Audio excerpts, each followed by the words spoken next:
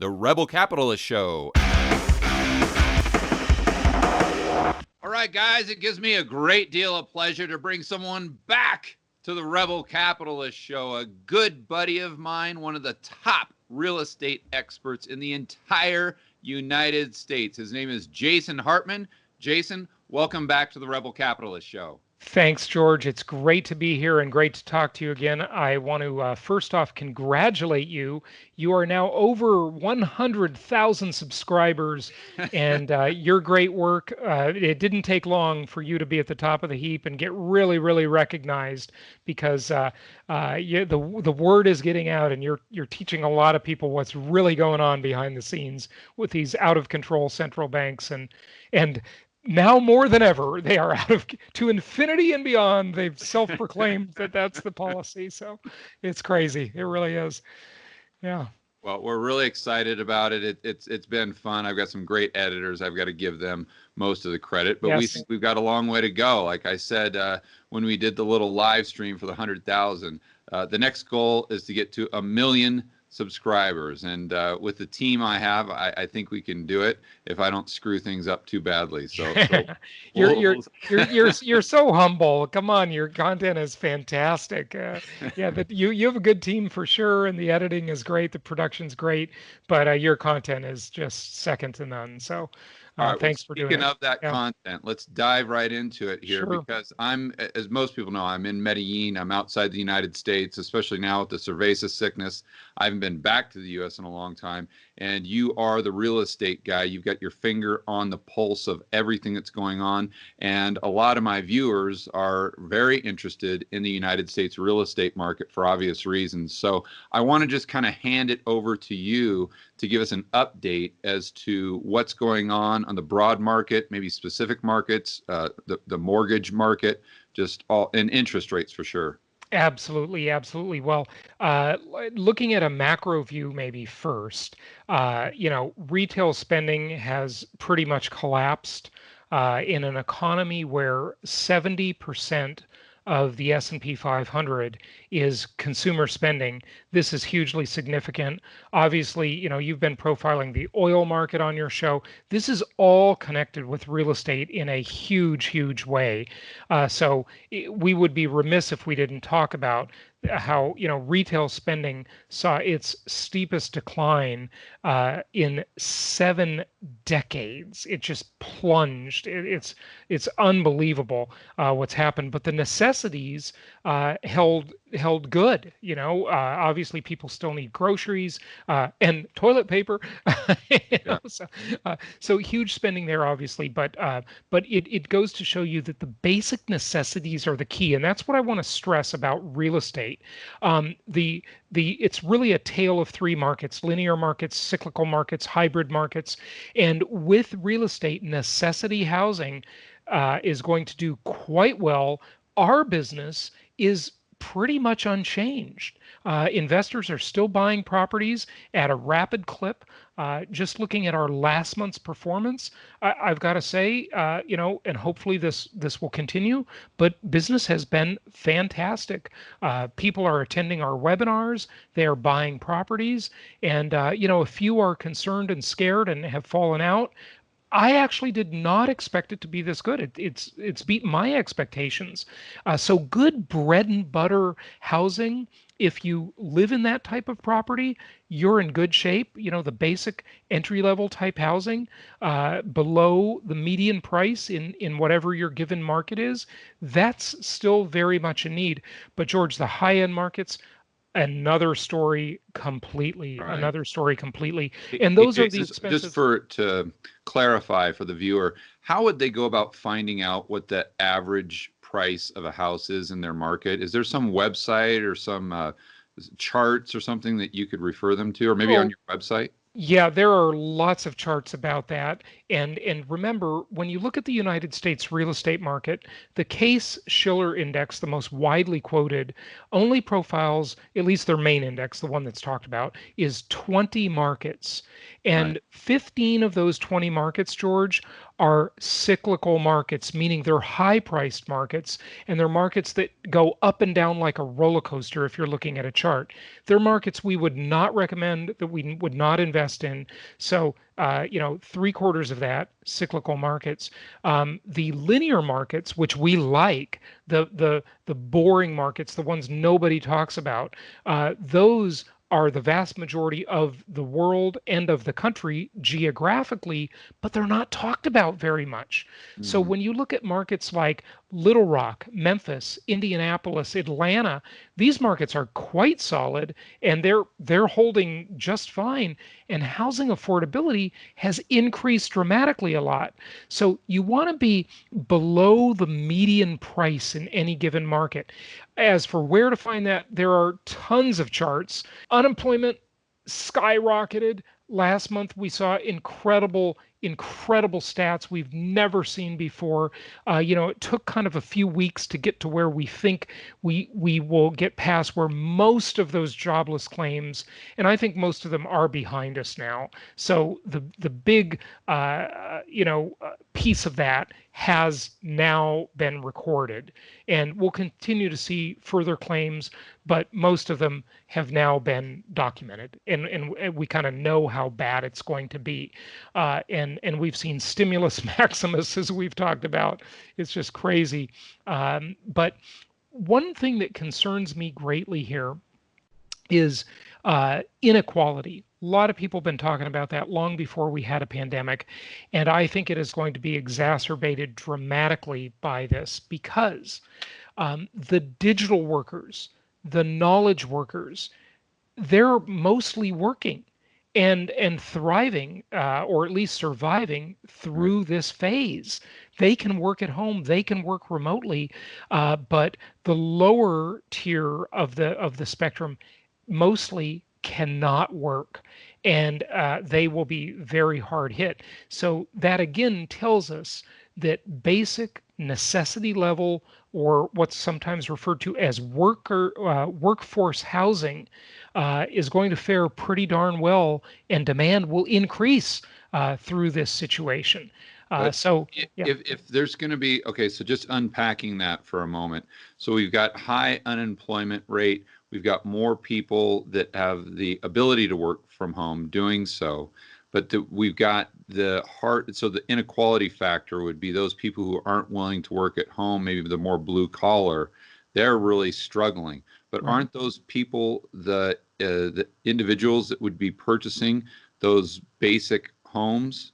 Well, they might be purchasing them, but we don't really deal with the purchase side of the market very Oh, much. you're We deal looking at with the the rent. rental side. So there a lot of rental demand Okay. for that type of housing. That's what we're really interested in. Our investors buy them, and a lot of those are knowledge workers who are not out of work. So they keep investing. But when you think of the rental market, you're going to catch a lot of people moving down the tier. As far as the sales, we don't know yet how many, what percentage, and this data will be out soon, but there's quite a lag in real estate. How many of the purchases going on now are renters versus owner-occupied homeowners? So that again, we have to wait for those stats. We don't have them yet. It's Okay. too early to tell. But just my opinion is, it's moving more toward the investor side of the equation, more Right. investor activity. But you're still seeing some substantial demand for sales. So Oh to yeah. even though we're having the economy is really struggling, it's, I mean, what's going through my mind is, number one, for real estate, it takes it a long time to move. It takes it a long time to go up. It takes it a long time to go down. If I just think back to 2006 when we hit the peak, it didn't bottom out until 2012. So I'm looking at all of these cross currents, and Right. I'm trying to decide, could we have if prices go down in the United States, could they go down a lot faster, or are there so many of these cross currents that are pushing prices up that it'll kind of stabilize it, and we'll have a gradual downward climb, or maybe a gradual uptrend in housing prices because of a lack of supply? How do you see all those cross currents playing out? And like what I'm thinking about is the unemployment rate. I'm thinking about, so how does that affect rents and prices? And then also, how then you've got to ask yourself, okay, is it a linear cyclical or one of these hybrid markets that you're referring to? But then also you've got the investors back in 2012, like BlackRock, that just bought up everything. Right. So are they going to potentially liquidate, and how does that affect the game? And then also with Airbnb, you had all these guys go out and leverage up to buy 40 or 50 properties. And how does that play into the mix? I mean, this is like one of the best macro puzzles of all time. You expressed it perfectly well. It is a macro puzzle. And, there's even more distortions and cross currents than you mentioned, of course. Oh, yeah. There's the forbearance programs for mortgage payments. There's the rent strikes that are going on in properties where renters are getting together and forming unions, mutinies, strikes against the landlords. That's why we like single family homes so much better than apartment complexes, because our renters aren't talking to each other, okay? And they can't form a strike because they're all dispersed individually, right? And a lot of cross currents, no question. And when the government and the central banks and that's just any government, any central bank, not just the U.S. Fed or the U.S. government, when they keep interfering in the market, you have no price discovery, because they just won't let it happen. They won't. We have become so intolerant of any pain whatsoever that, it's just big government, Uncle Sam to the rescue. So hard to answer that question. But for my bet, a long time ago, George, I was saying, way before the pandemic, this was many years ago, I was saying Airbnb has not been through a recession. Okay. So be careful. And then about a year and a half ago, I was on a radio show in Georgia. I was doing the interview, and I remember saying on that radio show that I'm going to create a new commandment. I have all these commandments for successful investing. We're up to 22 now, and of the 10 is now 22. And commandment number 21 at that time, I said, was thou shalt avoid manias. Thou shalt avoid manias, because Airbnb was a mania. And, I just never really bought into it in any significant way. It's taking vacations is optional. Okay. That's not a requirement for human life. And as soon as the economy hits the skids, that optionality is going to go away. People aren't going to be able to afford vacations. But now with the pandemic, it's even worse, because everybody's afraid to get on an airplane. Everybody's afraid to, stay in someone else's house that might have germs and viruses, right? So it's a bigger problem than it was. And if you look at what's going on with the Airbnb market, it has just collapsed. Now, that said, I do think that as tourism comes back a little bit, the cruises and the airlines will be the last component of tourism to come back, because those are super danger zones. Okay. There's no way you can distance in an airplane, and you can't on a cruise ship. But if people can afford to and want to take some kind of vacation and have a getaway, Airbnb markets where people can drive to them and have a truly different experience than they have at home will actually benefit from the decline in airline travel and cruise ship travel. Okay. So the destination oriented Airbnbs where you have to get on a plane to go to them, that's bad. Okay, those are going to suffer greatly. Cruise ships suffer greatly, but some of the benefit will accrue to sort of localized road trip oriented Airbnb and resort vacations where people can have a different experience, okay, and get away, so to speak, without getting on an airplane or a cruise ship. Okay, so that's kind of a distinction. So we have one Airbnb market in our network for short-term rentals, which is St. Augustine, Florida. And you can have a very legitimately different life experience driving from Atlanta or Orlando to St. Augustine. That is a real vacation for you. And you don't have to get on a plane. You don't have to get on a cruise ship or anything like that. So those are actually still doing pretty well.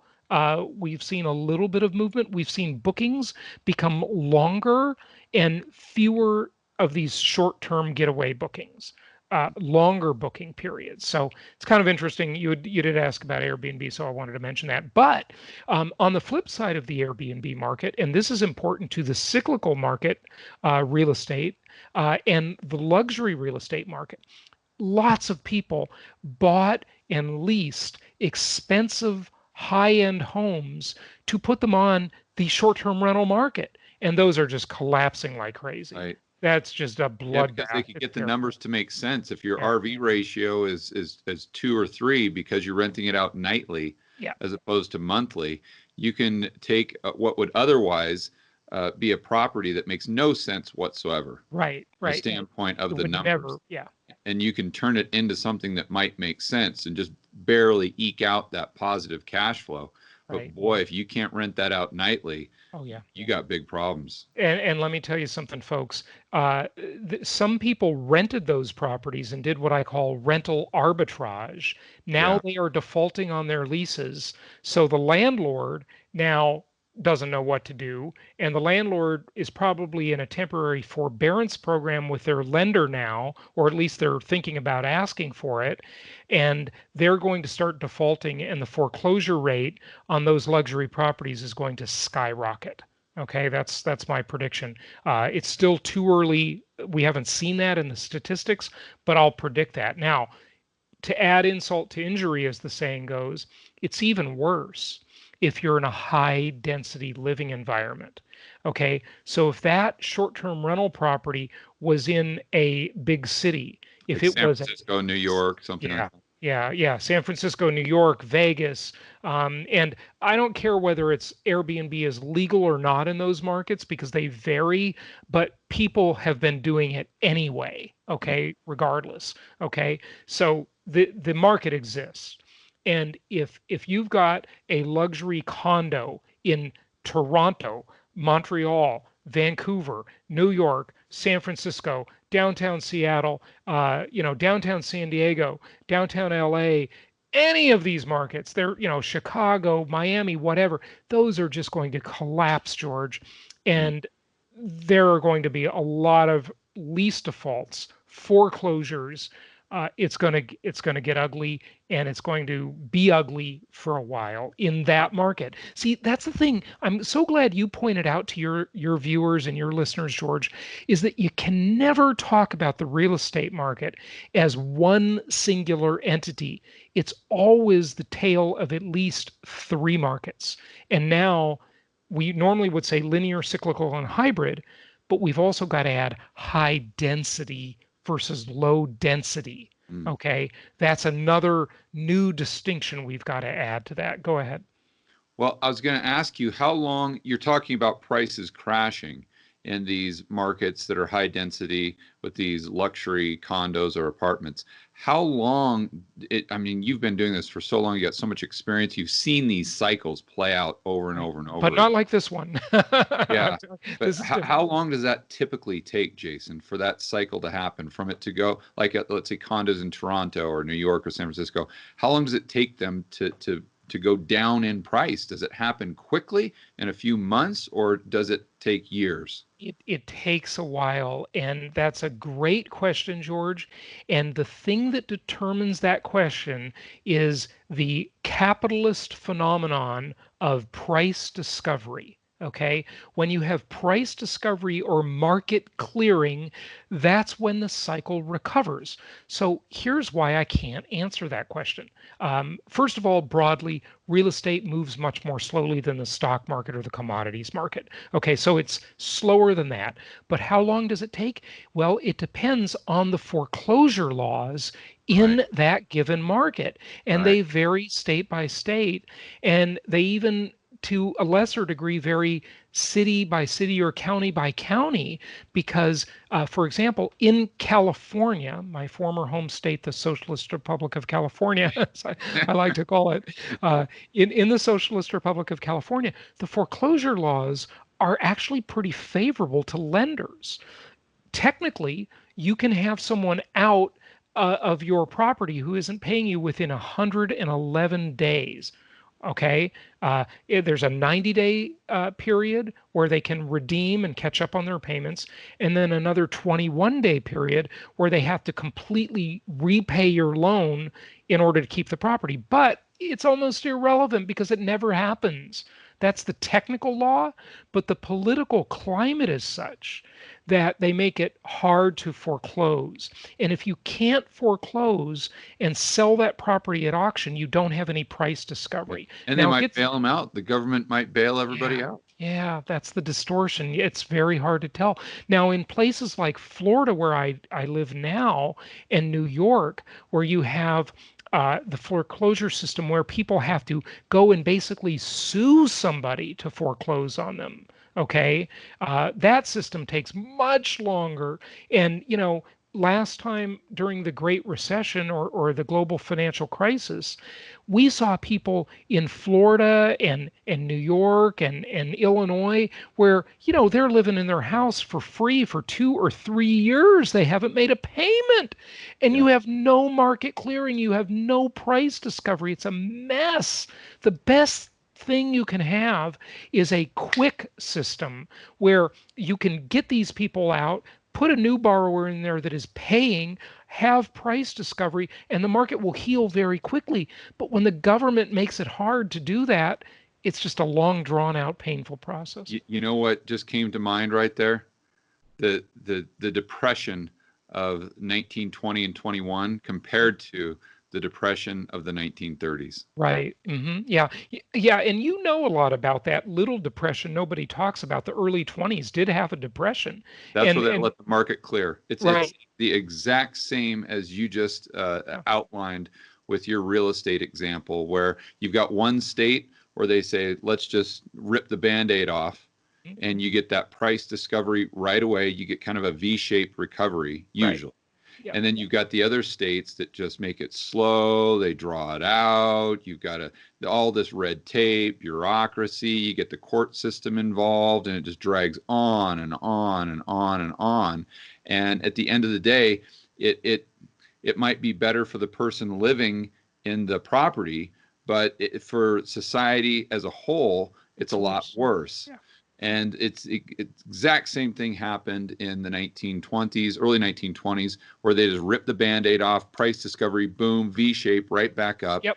And then, and also, I was looking at some charts just off on a tangent here yesterday for deflation. And I would challenge any of the viewers right now to look up a chart of deflation going back to the year 1900 or even further back if you can find one. And you'll notice that the deflation of 1920 and 21 was worse. It was worse than the initial deflation of the early 1930s. It's just the 1930s, the government got involved, red tape, bureaucracy, it drags on and on and on, where, again, going back to the early 1920s, they ripped the Band-Aid off, price discovery, boom, V-shape, you're good to go. Yeah, absolutely. Now, just to kind of wrap maybe this part of our discussion up, so listeners have a reference. Let me give it a name. It's judicial foreclosure or non-judicial foreclosure. Okay. And the judicial, as the name would imply, means you have to go to court, and it's a lawsuit. You have to sue the borrower for foreclosure. That's basically a judicial. A non-judicial is the faster kind where you don't have to go to court. There's a separate foreclosure process, which of course can, like anything, be disputed in court, but usually it's not, and it doesn't end up in court. Okay. So I want to go back to the prices, and I know there's so many different markets within the United States, but let's just take it quickly back to 2008, 2009, the crash there, going to when the markets as a whole bottomed out in 2012. If I'm hearing you correctly, the markets where there's this judicial process, the prices probably bottomed out a lot later. And in the markets where they had a non-judicial process, the prices bottomed out a lot faster. So maybe if I'm someone watching this saying, well, I think Jason and George are crazy, I think the market's going to go down a lot faster, they could take it a step further and figure out if their local state is judicial or non-judicial and kind of factor that into the equation. Yeah, that's a very fair statement, George. Looking at that, it sadly, because even though the laws are there, they don't always follow them, and that's the distortions that we're talking about, right? Right.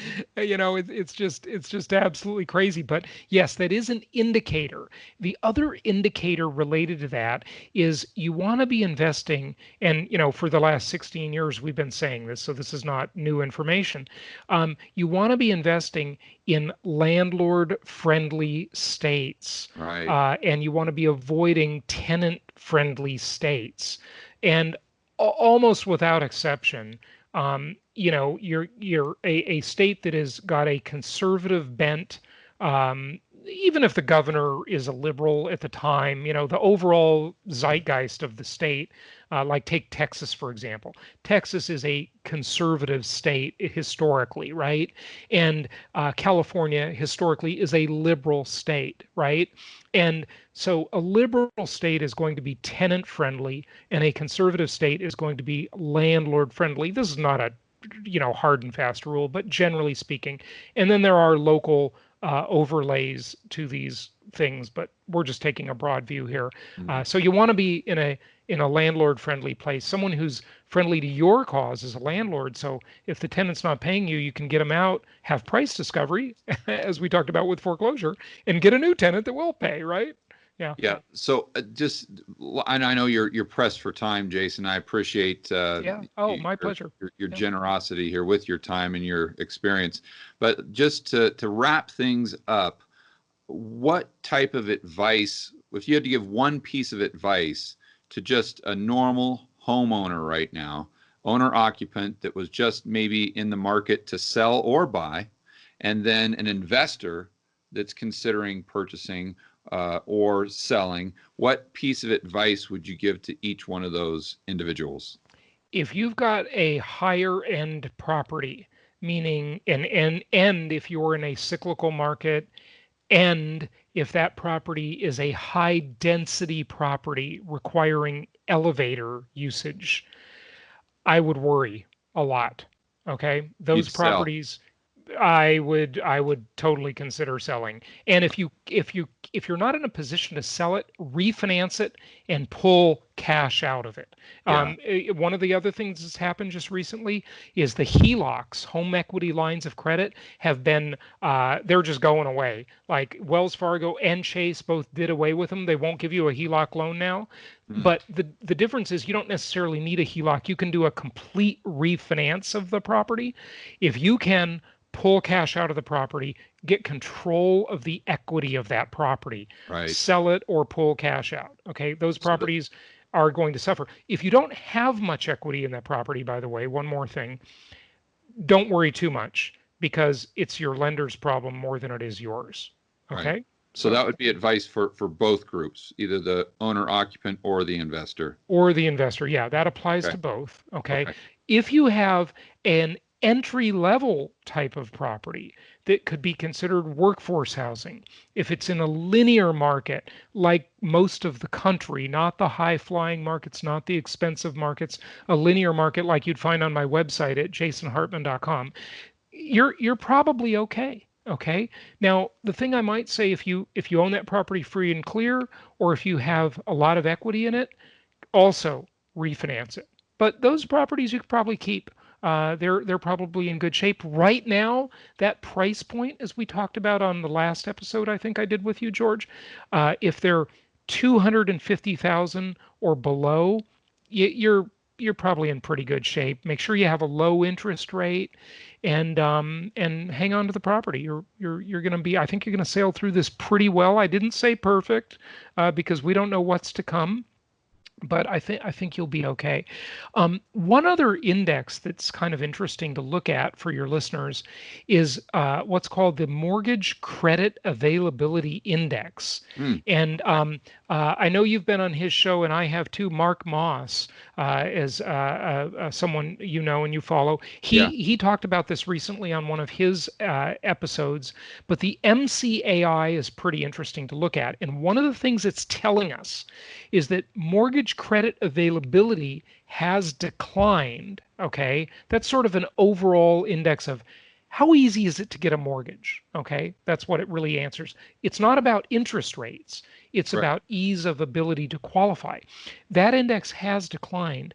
But where it's really declining is in the jumbo mortgage market, meaning the larger loans. Those vary by area, but a jumbo loan is a larger loan for a more expensive property, and that market is quickly collapsing.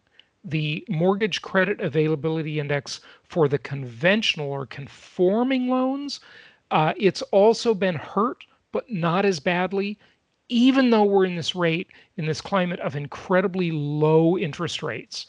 So higher end properties, again, worry.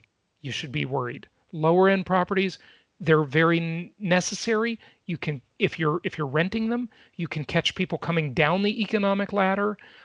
They're probably pretty stable overall. I think you're in pretty good shape.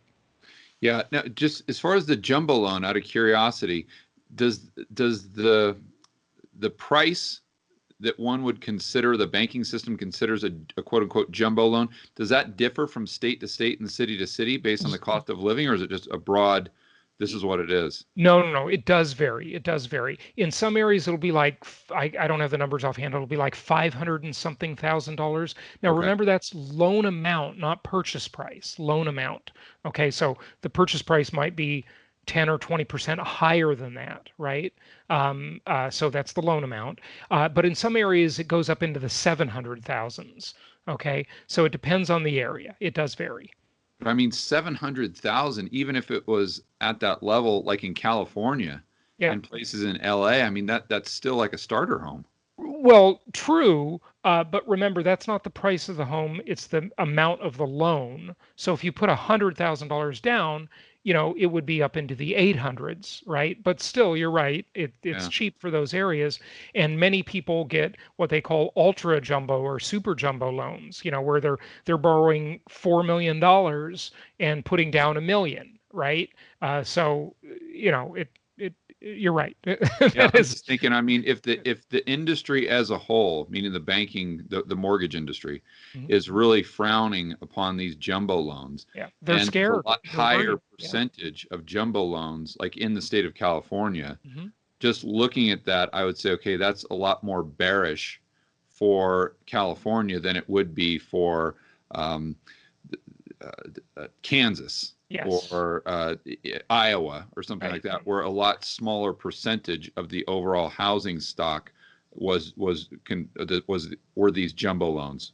Absolutely right. You nailed it. And not only that, what you'll find is that the entire borrowing relationship in these high flying areas along the California coastline or the expensive northeastern market or South Florida or Seattle, all of these expensive markets, right? These cyclical markets, the borrowing relationship, the borrower versus lender relationship, already long before we ever talked about pandemics and pandemic investing, was tenuous. Those people were scraping to afford those houses in the first place. And now that has become compounded and is even more tenuous with what's going on in the world. Yeah. All right. Well, we've got to leave it there, Jason. I appreciate it. For all of my viewers, or for any of my viewers who want to find out more about what you do, where should they go? JasonHartman.com, just my name, JasonHartman.com. And we've got lots of info there. My podcast is available on any of the places where you get your podcast. Just type Jason Hartman and you'll find it. And George, thanks for having me again. Congratulations on eclipsing the 100,000 subscriber mark. Good job. All right. Thanks, buddy. Can't wait to do it again.